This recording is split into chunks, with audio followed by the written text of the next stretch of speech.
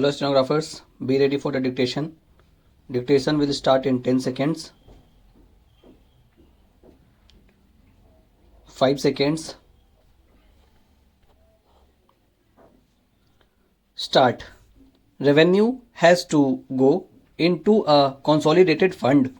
That is the mandate of Article 266 of the Constitution.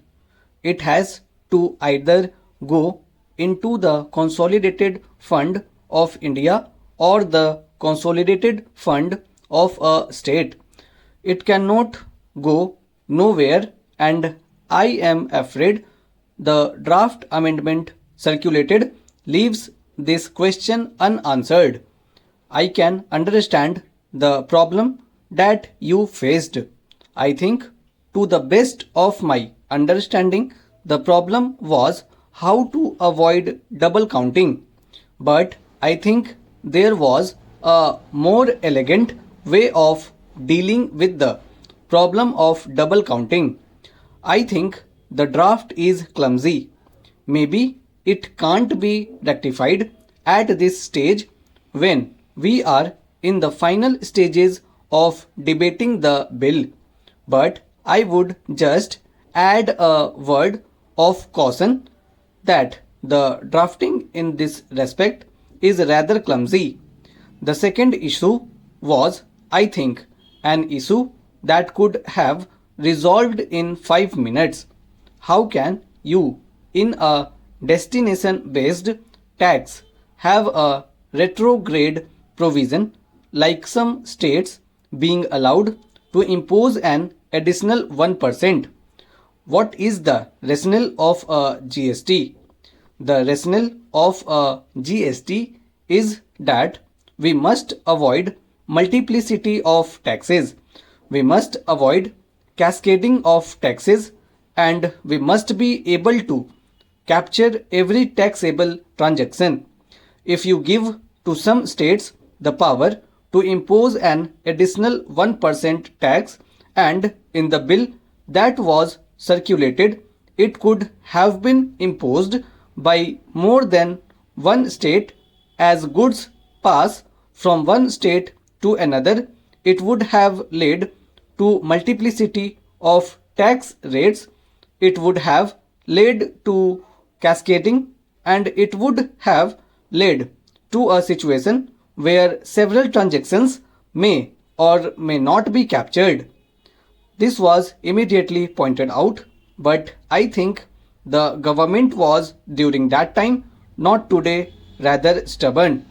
The chief economic advisor of the government pointed out that this was a retrograde provision and this should be scrapped, and I am happy that this has been scrapped. GST does not stand only for goods and services tax, it also stands for good sense triumphs. Ultimately, for good sense triumphs, you have dropped the 1% tax, and I thank you for accepting our suggestion to drop the 1% tax. This is would very well serve our purpose for GST as such. The second major issue is dispute resolution. Now, please remember that dispute resolution between the center and states, between one state and one or more states, between a group of states and a group of states is not a matter on which the Constitution is silent. Whatever we do here, we must acknowledge the fact that the Constitution is not silent on dispute resolution between states. Article 131 speaks loud and clear. It provides for a machinery for dispute resolution. Nothing that we do here can derogate from Article 131 unless you amend Article 131, and that is not what we are doing today, which is why the bill introduced by the Finance Minister in 2011 laid out a clear provision for dispute resolution called the Dispute Resolution Authority and recognized that dispute resolution is an exercise of judicial power, just as the government is jealous of guarding its executive power, just as we in Parliament are jealous of guarding our legislative power. The judges of this country are jealous about guarding their judicial power. Time and again, the judges have said, if you encroach upon our judicial power, we will strike it down.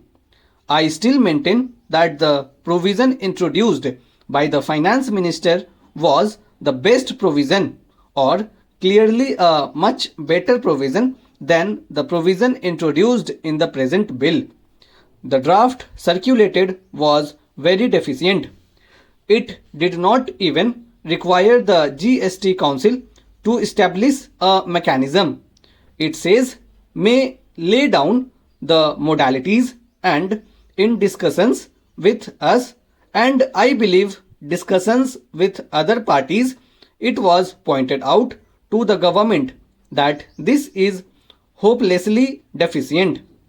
You must oblige the GST Council to set up a dispute resolution authority, and it must be set up with back date. A mechanism cannot be set up after the dispute arises. That is the difference between rule of law and rule by law. In a country governed by rule of law, the dispute resolution authority is known to everybody even before a dispute arises, so that you know if a dispute arises, you go there. If you set up the machinery after the dispute, that is not rule of law.